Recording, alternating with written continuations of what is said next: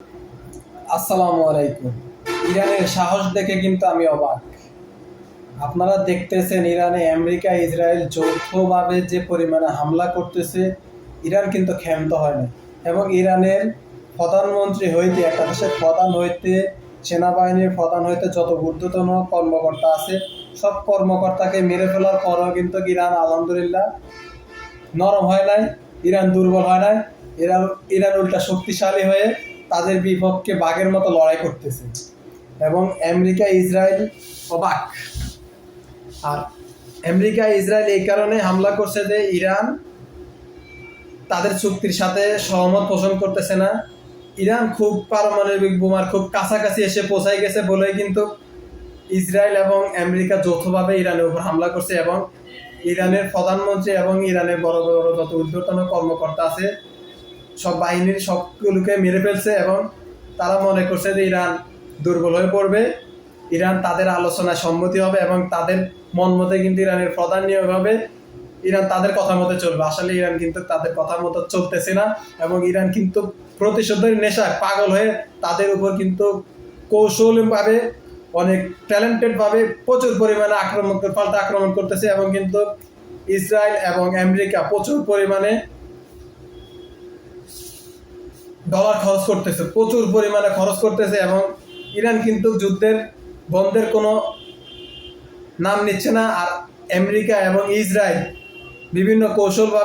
বিভিন্নভাবে তারা বলতেছে যে আমরা এখন আলোচনায় বসে আমরা একটা ফয়সালা করি। কিন্তু ইরান বলতেছে কোনো আলোচনা না, যুদ্ধ তোমরা শুরু করছো, যুদ্ধ আমরা শেষ করব, আমরা যুদ্ধ চালিয়ে যাব, এই যুদ্ধ কোনো খেমাখেমতি নাই।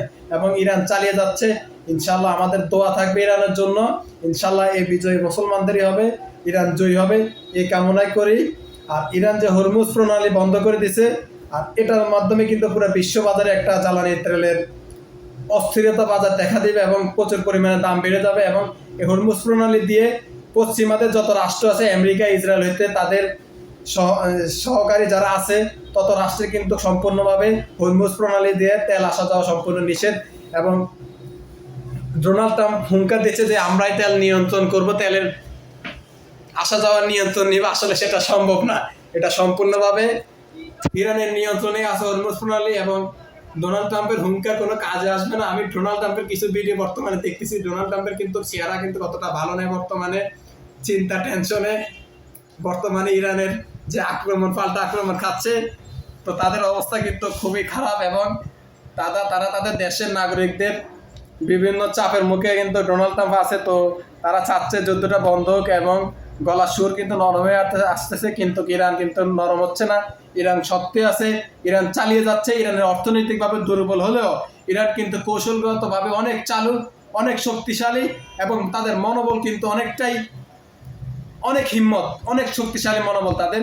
এবং তাদের নেতা যেরকম ছিল, তারা কিন্তু বড় বড় নেতা ঊর্ধ্বতন কর্মকর্তা মেরে ফেলার পর তাদের কিন্তু যারা অনুসারী আছে তারাও কিন্তু ঠিক তেমনই। এবং বর্তমান ইরানের যে প্রধানমন্ত্রী নিয়োগ হয়েছে খামেনির ছেলে, সেও কিন্তু মাশাআল্লাহ ওরকমই হবে এবং সেরকমই আছে বর্তমানে। তো বাপের থেকে ছেলে কিন্তু আরো অনেক বেশি হবে এবং ইরান যুদ্ধ চালিয়ে যাবে। এই বিজয় ইরানেরই হবে। আমরা মুসলমান যত রাষ্ট্র আছি, মুসলমান যত মানুষ আছি, সবাই তাদের জন্য দোয়া করব।